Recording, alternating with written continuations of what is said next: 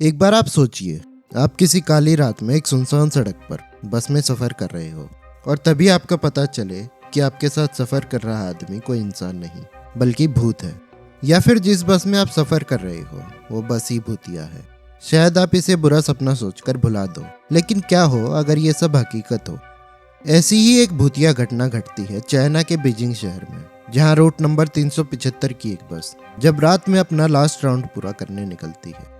इस 16 किलोमीटर के सफर में उस बस में जो घटनाएं घटी उसे चाइना के लोग आज तक नहीं भुला पाए हैं। पर इन 16 किलोमीटर में उस बस में क्या क्या घटनाएं घटी होंगी, चलिए जानते हैं उस बस के सफर की पूरी कहानी इस वीडियो में।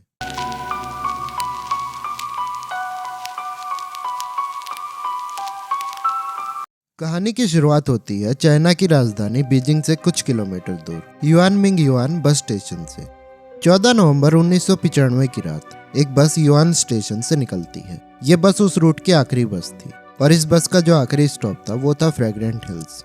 इन दोनों स्टेशंस के बीच का सफर करीब 16 किलोमीटर का था। बस नंबर 375 रात में अपने टाइम से स्टेशन से रवाना हो जाती है। बस जब निकली उस समय बस में केवल 2 लोग ही सवार थे, एक बस का ड्राइवर और एक लेडी कंडक्टर। 2-3 स्टॉप गुजरने के बाद रात करीब 11 बजे बस समर पैलेस के स्टेशन पर रुकती है। यहाँ से एक बूढ़ी महिला, एक 20 साल का लड़का और एक यंग कपल इस बस में चढ़ते हैं। यंग कपल बस ड्राइवर के पीछे वाली सीट पर जाके बैठ जाते हैं और जो लड़का था वो गेट के पास वाली सीट पर बैठ जाता है और वो बूढ़ी महिला लड़के के पीछे वाली सीट पर बैठ जाती है। अब बस में कुल मिलाकर 6 लोग हो गए थे, 4 यात्री और 2 बस कर्मचारी। बस दोबारा अपनी मंजिल की तरफ चल पड़ती है। बस जिन रास्तों से होकर गुजर रही थी वो जंगल वाला इलाका था और कोई दूसरी गाड़ी वहां नजर नहीं आ रही थी। सर्दियों का टाइम चल रहा था, इसलिए अब कोहरा भी होने लगा था। चारों तरफ इतना सन्नाटा था कि केवल बस की इंजन की ही आवाज सुनाई दे रही थी। लगभग 4 स्टॉप गुजरने के बाद बस के ड्राइवर को अंधेरे में 2 लोग खड़े नजर आते हैं जो बस को रुकवाने के लिए हाथ हिला रहे थे। ये देख पहले तो ड्राइवर ने सोचा कि वो बस नहीं रोकेगा, क्योंकि जहाँ ये 2 लोग खड़े थे वहाँ कोई बस स्टॉप नहीं था। लेकिन लेडी कंडक्टर ने ड्राइवर से कहा कि ये बस इस रूट की आखिरी बस है और इसके बाद उन्हें यहाँ कोई दूसरी बस नहीं मिलेगी, इसलिए वो इन लोगों को बस में चढ़ने दें। तो ये सुनकर ड्राइवर ने बस रोक दी। बस रुकते ही जैसे ही वे 2 लोग बस में चढ़ते हैं तब पता चलता है कि वे 2 नहीं बल्कि 3 लोग हैं। उन 2 लोगों ने बीच में तीसरे आदमी को ऐसे पकड़ रखा था जिसकी वजह से वो तीसरा आदमी दिखा ही नहीं। तीसरा आदमी जो बस में चढ़ने के बाद दिखा, उसके दोनों हाथ बाकी के दोनों लोगों के कंधे पर रखे हुए थे और उसका सिर नीचे की तरफ झुका हुआ था। उसके बाल भी बिखरे हुए थे जिसकी वजह से उसका चेहरा भी नहीं दिख पा रहा था। वहीं बाकी के दोनों लोगों का चेहरा नॉर्मल आदमी से कुछ ज्यादा ही सफेद था और तीनों ने ही चाइनीज ट्रेडिशनल कपड़े पहन रखे थे। बस में चढ़ने के बाद तीनों लोग बिना किसी से कुछ बोले बस के पिछली सीट पर जाके बैठ जाते हैं और उसके बाद बस वहां से चल देती है। इन तीनों लोगों को देखकर बाकी के यात्री घबरा जाते हैं। उन तीनों लोगों के हाव भाव भी उन्हें थोड़े परेशान कर रहे थे। इसी परेशानी ने बस का माहौल थोड़ा डरावना बना दिया। लेडी कंडक्टर ने सबको शांत कराने की कोशिश की। उसने कहा कि हो सकता है ये लोग किसी नाटक कंपनी में काम करते हों और बस पकड़ने की जल्दी में अपने कपड़े बदलना भूल गए होंगे, इसलिए आप सब शांत हो जाइए। बाकी सब लोग तो शांत हो गए, मगर वो बूढ़ी महिला शांत नहीं होती। वो लगातार पीछे मुड़ मुड़ कर उन तीनों लोगों को देखे जा रही थी। 2-3 स्टॉप गुजरने के बाद जो यंग कपल बस में बैठा था वो अपने स्टॉप पर उतर जाते हैं। बस में अब कुल 7 लोग बच गए थे और बस दोबारा अपनी मंजिल की तरफ बढ़ने लगती है। अभी भी वो बूढ़ी महिला पीछे मुड़ मुड़ कर उन तीनों लोगों को देखे जा रही थी, पर बाकी लोग सब नॉर्मल थे। कुछ समय बीतने के बाद वो बूढ़ी महिला अचानक से खड़ी होकर अपने आगे बैठे लड़के पर चिल्लाने लगती है। बस में शोर होता देख लेडी कंडक्टर बूढ़ी महिला के पास आई और पूछने लगी कि वो क्यों चिल्ला रही है। बूढ़ी महिला ने बताया कि इस लड़के ने मेरा पर्स चुराया है। वहीं वो लड़का बोला कि मैं तो आगे वाली सीट पर बैठा हूँ, मैं आपका पर्स कैसे चुरा सकता हूँ।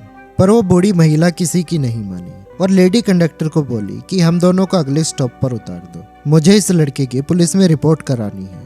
अगले स्टॉप पे जैसे ही बस रुकती है वो बूढ़ी महिला उस लड़के को खींच के बाहर ले जाती है और वो बस अपने रास्ते आगे चली जाती है। बस तो चली गई थी, पर जब वो लड़का चारों तरफ देखता है तो ना तो उसे कोई पुलिस स्टेशन दिखाई देता है और ना ही कोई इंसान। गुस्से में आकर वो लड़का उस बूढ़ी महिला से लड़ना शुरू कर देता है और कहता है कि मैंने तुम्हारा कोई पर्स नहीं चुराया और यहाँ कोई पुलिस स्टेशन भी नहीं दिख रहा, तो उसे यहाँ क्यों उतारा है। बूढ़ी महिला लड़के को शांत करवाते हुए बोली कि मैंने तुम्हें पुलिस में देने के लिए नहीं उतारा, बल्कि उस बस से उतारकर मैंने तुम्हारी जान बचाई है। वो बोली कि मेरे पास कोई और रास्ता नहीं था और मुझे तुम्हें बस से इस तरह से उतारना था ताकि किसी को शक ना हो। ये सुनकर वो लड़का थोड़ा हैरान हो जाता है और पूछता है कि कैसे और किससे तुमने मेरी जान बचाई है। तब बूढ़ी महिला ने उन 3 लोगों के बारे में बताना शुरू किया। उसने बताया कि जब से वे तीनों उस बस में चढ़े थे मुझे वे थोड़े अजीब लग रहे थे, इसलिए मैं बार बार पीछे मुड़कर उन्हें देख रही थी और तेज हवा उनकी ड्रेस को हवा में उड़ा रही थी। तभी मैंने देखा कि उनके तो पैर ही नहीं थे और मुझे पक्का यकीन है कि वो इंसान नहीं बल्कि भूत थे। मुझे अपने साथ साथ तुम्हारी भी जान बचानी थी, इसलिए मैंने तुम पर झूठा इल्जाम लगाकर बस से नीचे उतार लिया।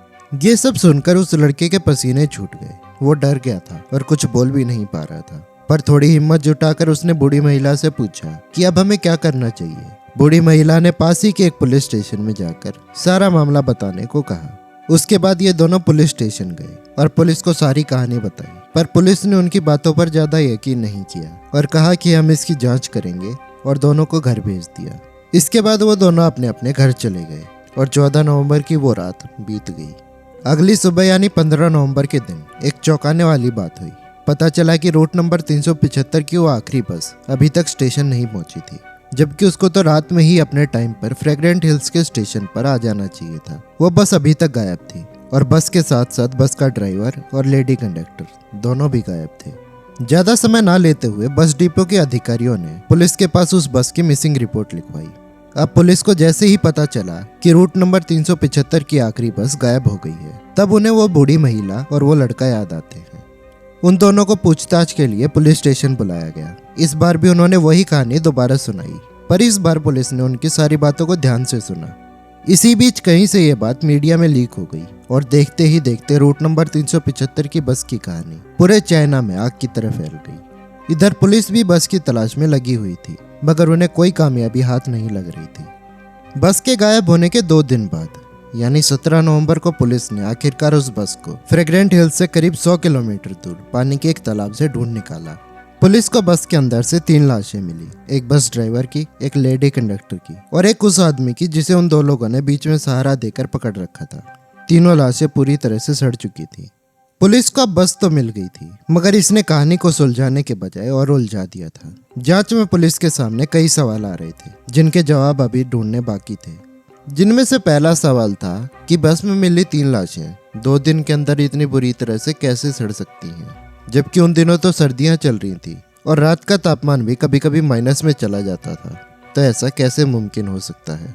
दूसरा सवाल, बस जहां पानी में डूबी हुई मिली वो जगह फ्रेग्रेंट हिल से करीब 100 किलोमीटर दूर थी। बस डिपो के द्वारा बताया गया था कि बस में इतना पेट्रोल ही नहीं था कि वो 100 किलोमीटर आगे तक चली जाए, पर जब पुलिस ने बस का फ्यूल टैंक खोल के चेक किया तो फ्यूल टैंक खून से भरा हुआ था और ये बहुत अजीब बात थी। तीसरा सवाल, पुलिस ने उस रूट में जितने भी कैमरे लगे हुए थे उन सब की जांच की, तो पता चला कि जहां पर वो बूढ़ी महिला और वो लड़का बस से उतरे थे वहां तक तो बस नजर आई, मगर उसके बाद किसी कैमरे में कैद ही नहीं हुई। पर क्यों कैद नहीं हुई, इसका जवाब किसी के पास नहीं था। चौथा सवाल, बूढ़ी महिला और उस लड़के के उतरने के बाद भी बस में 5 लोग सवार थे, बस ड्राइवर, लेडी कंडक्टर और वे 3 अनजान लोग। पर बस के अंदर से 3 लाशें मिली, लेडी कंडक्टर की, ड्राइवर की और उस बीच वाले आदमी की। पर वे 2 लोग कौन थे और कहाँ गए और अपने साथी को क्यों नहीं लेके गए, इसका जवाब भी किसी के पास नहीं था। बस के गायब होने वाले दिन से लेके आज तक करीब 27 साल हो चुके हैं, मगर इन 4 सवालों के जवाब आज तक किसी के पास नहीं है। इतने सालों के बाद भी चाइना के लोग इस घटना को भुला नहीं पाए हैं और रात में उस रूट पर सफर करने से आज भी डरते हैं। आज की वीडियो के लिए बस इतना ही। मिलते हैं एक नई वीडियो के साथ। कहानी कैसी लगी कमेंट करके जरूर बताएं। वीडियो को लाइक और शेयर करें और अगर चैनल को सब्सक्राइब नहीं किया तो प्लीज़ सब्सक्राइब जरूर कीजिए। Thank you.